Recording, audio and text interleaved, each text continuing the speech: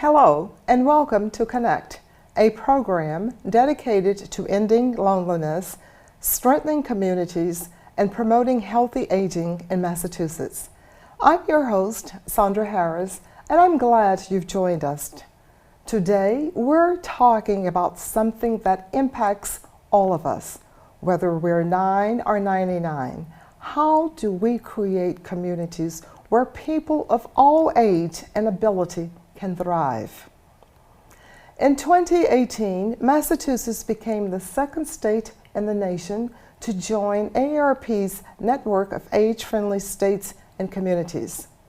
A year later, it developed a multi-sector plan on aging, coined the Age-Friendly Massachusetts Action Plan. That was a bold step. It meant that Massachusetts was stepping up and committing to making improvements across various areas, including housing, transportation, outdoor spaces, health services, civic engagement, and social connection. Since that time, 134 cities and towns across the Commonwealth have signed on to become age-friendly communities, each committing to make their local communities safe and accessible for all residents, regardless of age. In 2024, the Commonwealth made a significant advance by reviewing the past 5 years of age-friendly actions, and then in May 2025 released Reimagine Aging 2030, the Massachusetts Plan, the state's new 5-year blueprint for creating more supportive, inclusive, and thriving communities for older adults and people of all ages across the state. So what does that reimagining mean?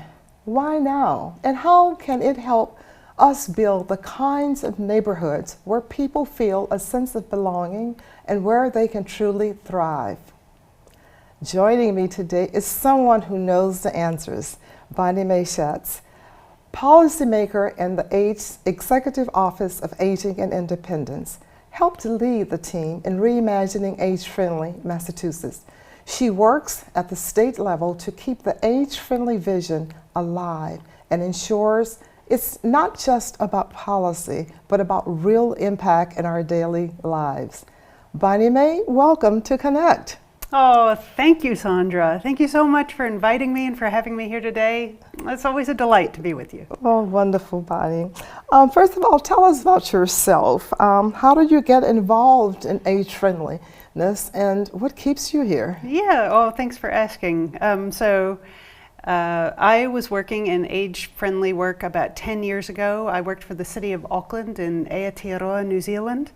And I helped build their initial framework for their first age-friendly plan. So I moved back to Massachusetts about 7 years ago, because my mom was getting older, and I wanted to make sure that I was here and we were able to do lots of fun things together, as well as whatever she needed in the future.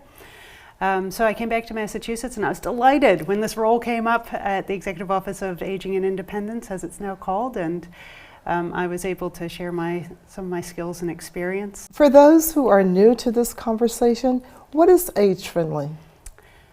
Well, I mean, in its simplest sort of statement, age-friendly is a commitment and a vision that communities share about making all of their places and spaces accessible to everyone across the age span as they age, but especially for older adults.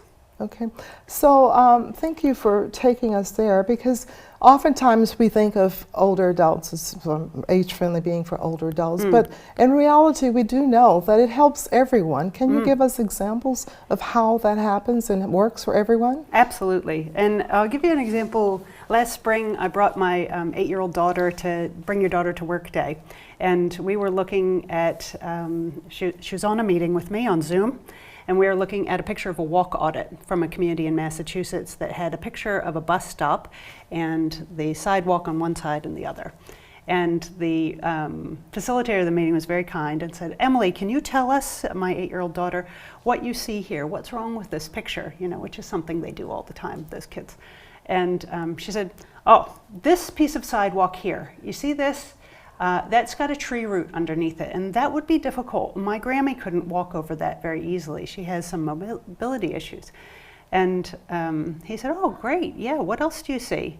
And she said, well, if you see this over here, this piece of sidewalk, it's all broken up. So my uncle, who's in a wheelchair, he wouldn't be able to go over that. It would be really difficult for him. He wouldn't be able to wait for the bus. You know, that was right in front of the bus stop because it's high use, right? So the gravel had gotten broken. And he was like, okay. And she said, there's another thing too. Because when you're 8, you know, the sky's the limit. There's the sidewalk in front of the bus stop, and then it stopped, and there's no more sidewalk. So the sidewalk was just on the other side of the road. And she said, well, my neighbor, who's a 1-year-old baby, Dylan, her Grammy wouldn't be able to push her in the stroller. She'd have to go all the way to the other side of the street. And there's no crosswalk there, so wouldn't that be dangerous? And I thought, wow, you know, this 8-year-old's really nailed it. Oh, how insightful your daughter is. I'll tell her you said Next so. Next time I will have her here to interview her. She'd love it. You should. Okay. Can you share with us what motivated the state to take this step? Yeah, I can. In 2018, we were really guided by cities and towns across Massachusetts who were taking age and dementia-friendly action. This had started in cities and towns well before that. And so I think around 2015, Massachusetts Healthy Aging Collaborative came into being, the backbone organization that helps cities and towns with technical advice. And then, as you said, in 2018, we became the second state in the nation to join AARP's a network of age-friendly states and communities. And then in 2019, we wrote our first plan. So looking back, especially the first few years, what were some of the successes? If we think back to the first years of the age-friendly movement after the plan, so the Massachusetts Healthy Aging Collaborative and Dementia Friendly Massachusetts started having community forums to share good practice and build mutual understanding.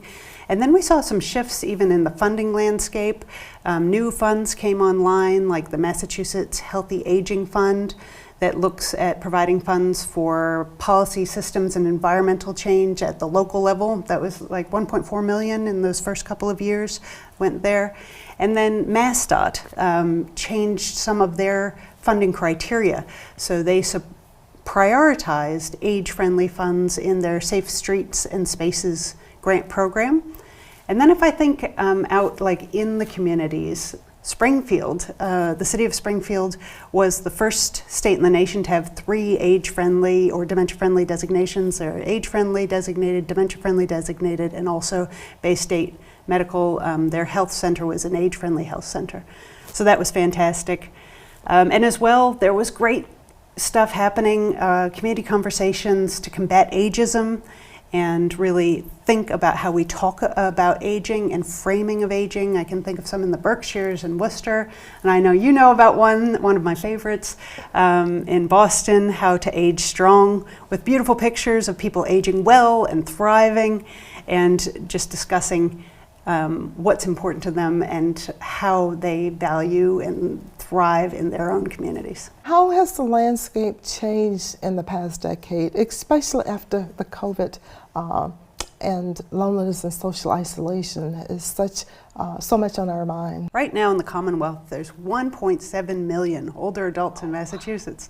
Nearly a quarter of Massachusetts residents are over the age of 60. So that is many more people over the age of 60 than under the age of 20. It's a really changing landscape, and this group of people is much more diverse than it's ever been before. So that's racially and ethnically diverse, but also people, speakers of different languages, people of different backgrounds, and people maybe of a disability community or an LGBTQ community. So lots of diversity. We've got older adults who are thriving, they are living their best lives, they're into their 3rd or 4th career change and encore career, and then there are some that aren't thriving as much. And we know that 2 big parts of that are, first is housing. And housing is difficult in Massachusetts, affordable housing in particular. That same report, the UMass Boston Gerontology Institute put out that Elder Index report that tells us about the economic security of older adults. And the last report showed that 40% of older adults in Massachusetts are spending more than 30% of their income on their housing. So this has significant impacts on people's economic stability. And then also healthcare. Healthcare costs have increased. The direct care workforce has decreased. Some people are finding it hard to get into their PCP or finding the healthcare that they need when they need it. So those are two large components of this puzzle that have really changed over the last 5 years. And then, as you said, with COVID-19, this affected all of our older adults quite significantly. There are high rates of hospitalization and high rates of death among people over the age of 65. But particularly people over the age of 65 who are people of color disproportionately were affected by COVID-19 and had poor health outcomes in terms of that hospitalization and risk of death from COVID-19. So these were really serious issues that came out of the COVID-19 pandemic. And thinking about social isolation and loneliness, some people had to isolate for their health and well-being over that period, and some of our older adults took a long time to come out of that social isolation. And this segues me into the next question I was going to ask you. Why reimagine? Why now? Yeah. And I think you've just described some of the reasons why this is necessary, right? That's right. The last 5 years has been very, very actionful. And as well, we've got a lot of action completed. Not everything, of course, and it's a long journey, but this was a good time for us to look at what our priorities were, to go out and ensure that we understood from older adults what their priorities were, so we could look forward to the next 5 years and make sure that we had a good tool, a good framework for us to move forward. How did you get the voices of people? How did you really take the pulse of the community and hear from the people? How did does that happen? And this was really important for us, that it wasn't a few people sitting in a room writing a plan. You know, we wanted to go out, and we did. We went out and had listening sessions right throughout the Commonwealth, from Springfield to Cape Cod, up and down, to ensure that we really listened to people and heard their voices.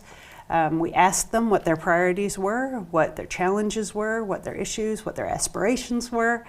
And we tried to do this in as many places as we could. We had listening sessions that had live translation. We made sure that ASL and CART services were available.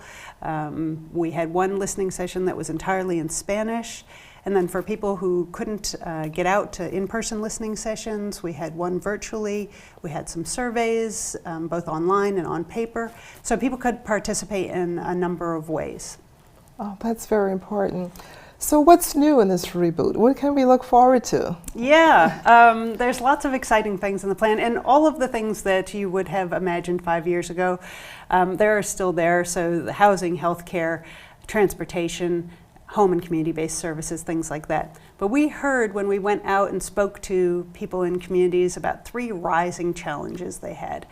And the first one of those was digital access. So that's access to digital devices, Wi-Fi and internet, definitely, but particularly to digital literacy. Having the digital literacy to be able to use those devices to do things like set up a healthcare appointment, to access healthcare records, to apply for a state benefit.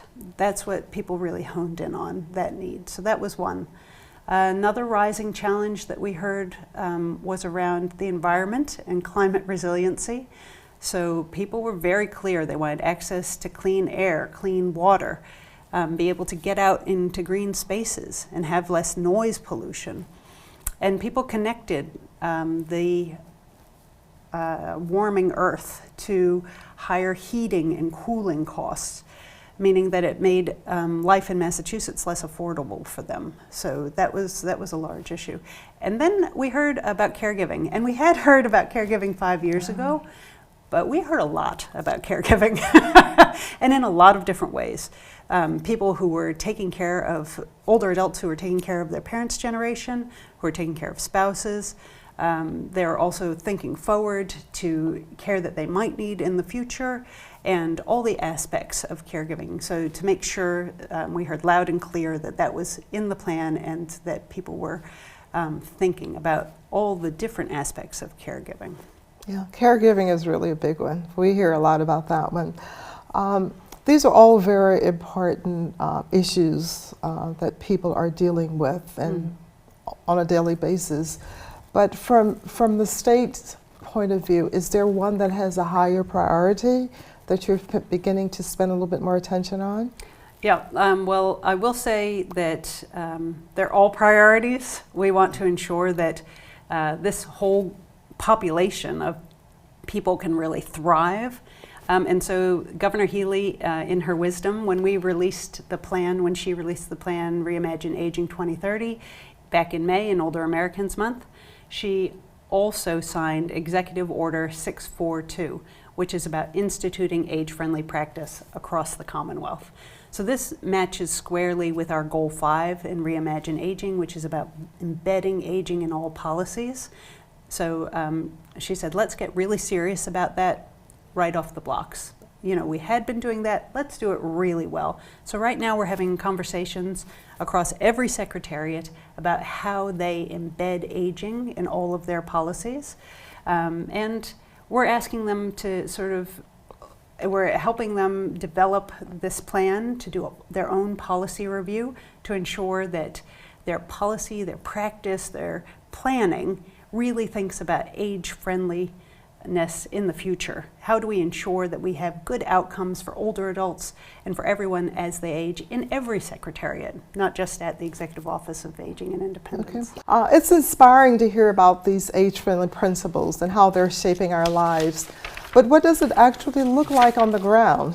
Our field reporter, Melissa, will take us and talk with one of the communities that's putting these ideas into actions. Melissa? Thank you, Sandra. Today, I'm so happy to be joined by Sabrina Noel and Andy Hochstetler from UMass Lowell, and they're going to talk to us today about their work with the Reimagine Aging 2030 project. So thank you so much to both of you for taking some time today to chat with me. So let's start with you telling me a little bit about your organization and how you got involved with the Reimagine Aging 2030 work. Great, thank you so much. So both Andy and I are faculty members at the University of Massachusetts Lowell. And for those who don't know, UMass Lowell is a public university that is really dedicated to improving or enhancing the health and quality of life of our communities.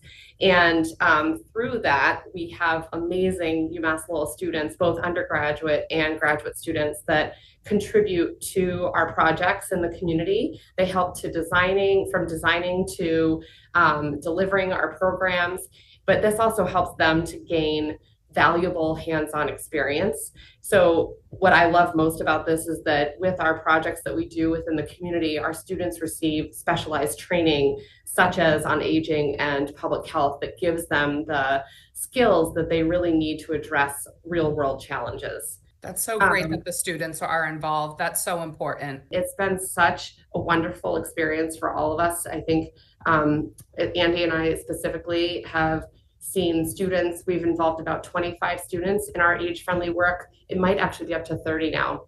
Students have been involved in these projects, from collecting data to helping older adults in their meetings to develop materials. It's just been such an opportunity for all of us to be engaged with this amazing population group in Lowell.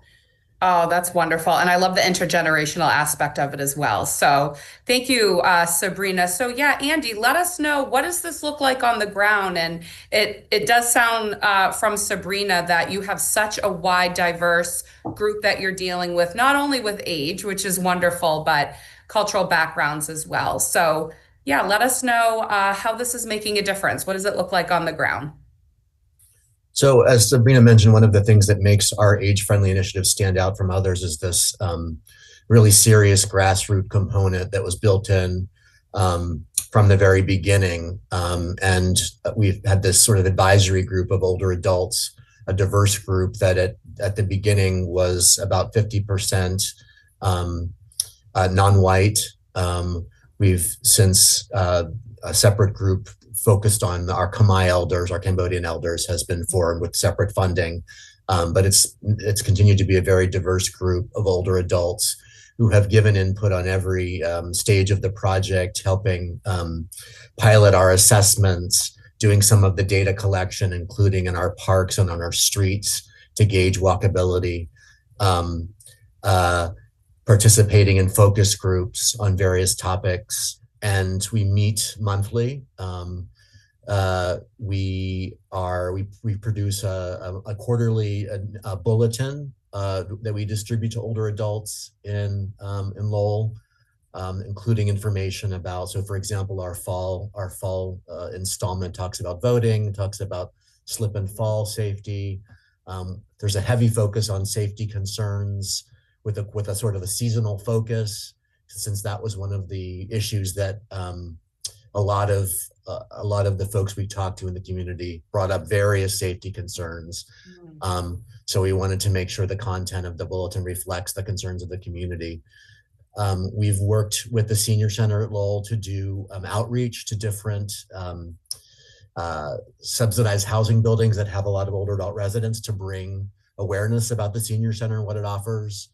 And we're also now working with the Massachusetts Coalition to build community and end homelessness on a Happy to Chat bench project that brings, it's a small little thing that we can do to designate a local bench as a Happy to Chat bench. Maybe you're familiar with the project, but the idea is to encourage sort of informal conversations to happen in the community as a tool of building community and diminishing loneliness, which is, of course, a big issue for a lot of our older adults. This sounds like such a robust group and project.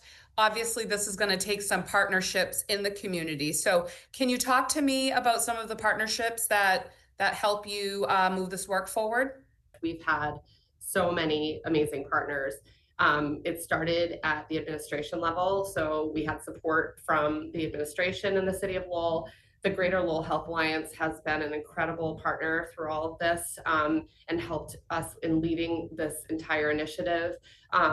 The Lowell Housing Authority has been involved, Duville Life and Wellness Community, the Lowell Council on Aging, Elder Services of Merrimack Valley have been involved. So we had so many, AgeSpan's been involved as well. So we've had so many community partners that have come, and it's really interesting because regardless of what stage we're in, different partners will come in and help with different aspects of the project and or provide feedback or support. So it's been such a amazing experience to be part of this team.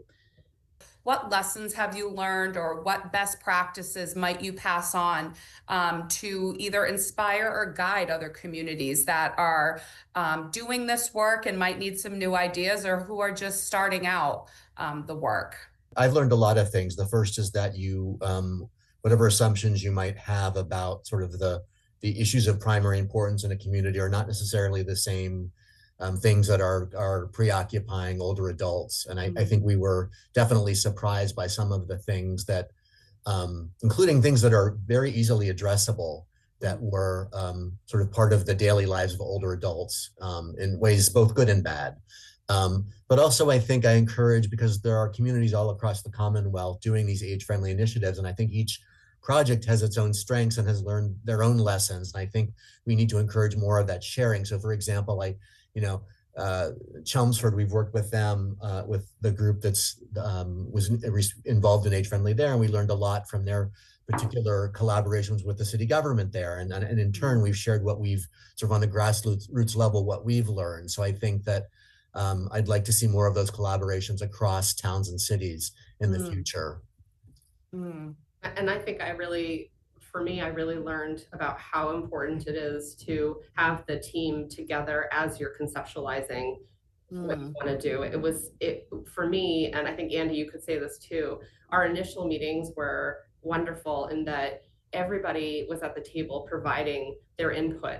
And that's how these really creative ideas came up about the the Age Action Group and some other things we've done was really getting everybody in the room together. We were in person and we just started brainstorming, and this project just developed that way. And it still does as we get together and meet with partners. The projects shift a little bit, or they take on different different elements. And I think all of that is because of these incredible partners who all bring different things to the table. We all have different ideas, different expertise, different levels of engagement within the community. And all of that really is necessary for us to be able to do this type of work. Yeah, that makes sense. Well, I can't thank you enough, Sabrina and Andy, for your time today and telling us all about Age Friendly Lowell. So thank you again. Back to you, Sandra. Thank you, Melissa. Bunny Mae, if someone is watching today and wondering, what can I do? Or is it too late to get involved? What would you say to them? Never too late. Please get involved. I would say like 3 different things. If you're a seasoned leader, you've been leading in this work, you know your stuff, you've been taking action for years. If you haven't read the plan yet, please read the plan. But thank you for your work. Thank you for going out and making Massachusetts a place where we all want to grow older. I would challenge you to think about inviting a new partner to this work. If you're a seasoned leader, you know that you've got enough space to include someone else. Let's widen the tent even more. Let's make sure that we are getting people across sectors really involved and thinking about aging. If you're new to this work, I invite you, I welcome you. We've got an email address. You can write to agingconversations@mass.gov if you need some more information, you'd like for us to share some resources with you, or you have questions. As well, if you're one of those people who are seasoned leaders and you've got some great practice you want to share with us, send it on in. But I hope you find something that resonates with your vision, your mission, your values, and you can align your work to the plan. So what gives you hope in this new reimagined plan? I mean, I think fundamentally what gives me hope is the partners. Partners that we've been working with, they are just such hardworking and dedicated people that even when roadblocks and challenges come up, they're optimistic, but they're also pragmatic. They're going to find a way to keep working and keep working hard for our older adults. So that's what gives me hope. Bunny Mae, thank you so much for joining us today and for providing such a thoughtful overview of Reimagining Aging 2030, the state's plan to make sure that Massachusetts is more age-friendly. What we're hearing is that this work is about much more than policy. It's about making sure our sidewalks are walkable, our public spaces are welcoming, our housing is adaptable, and our neighborhoods are connected. In short, it's about building communities that truly work for everyone, no matter your age or stage of life. And for those of you watching, this is where you come in. The age-friendly movement is successful when communities take ownership themselves. That means sharing your wisdom and ideas, getting involved locally, and helping shape communities where we can all thrive together. Take the first step by visiting mass.gov/age-friendly. I am Sandra Harris, and this is Connect. To learn more about the Massachusetts Coalition to Build Community and End Loneliness, visit us at www.endlonelinessma.com. Until next time, stay safe, stay kind, and let's commit to fostering an age-friendly Commonwealth where everyone thrives.